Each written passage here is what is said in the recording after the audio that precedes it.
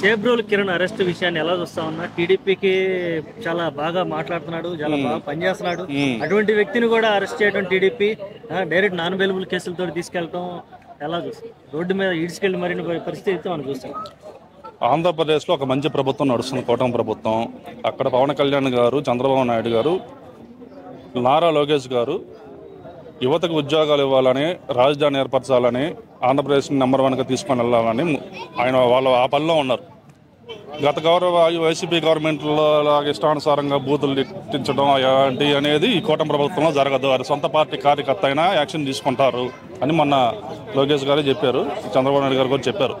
ఎవరైనా కానీ ఆడపిల్లల గురించి తప్పుగా మాట్లాడితే, ఏ పార్టీలో ఉన్న వాళ్ళ గురించి అయినా తప్పుగా మాట్లాడితే వాళ్ళ మీద యాక్షన్ ఉండిద్దని ఆ రోజు చెప్పారు. దానికి ఎగ్జాంపులే నిన్న కిరణ్ గారిని అరెస్ట్ చేయటం. కిరణ్ గారు మాట్లాడటం కరెక్ట్ కాదా? నేను ఒక టీడీపీ లీడర్గా నేను చెబుతున్నాను. డ్రామా అంటూ వాళ్ళు చెప్తున్నారు. డ్రామా ఏం లేదండి. అతను మరి ఏ సిచ్యువేషన్లో అలా మాట్లాడాడు, తప్పు జరిగిపోయింది. దానికి యాక్షన్ కూడా చేయడం జరిగింది. ఎమ్మటనే అతన్ని అరెస్ట్ చేయడం, పార్టీని సస్పెండ్ చేయడం కూడా జరిగింది. తప్పు ఎవరు చేసినా కానీ టీడీపీ ప్రభుత్వంలో యాక్షన్ ఉండింది.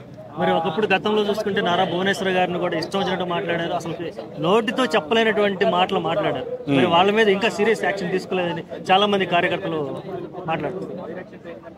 గతంలో ఎవరైతే సరే ఇప్పుడు ఈ చేబ్రోలు కిరణ్ అనే అతను మామూలుగా సామాన్య సోషల్ మీడియా కార్యకర్త. గతంలో అసెంబ్లీలో ఎమ్మెల్యేలు, మంత్రులే లోకేష్ గారి పుట్టుక గురించి, భువనేశ్వర్ గారి గురించి, చంద్రబాబు నాయుడు గారి గురించి ఇష్టానుసారంగా మాట్లాడారు. వాళ్ళ మీద కూడా యాక్షన్ ఉండిద్ది త్వరలో.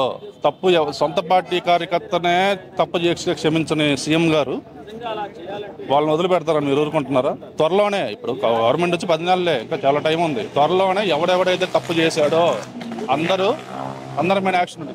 ఎవరిని వదలము. Okay, thank you.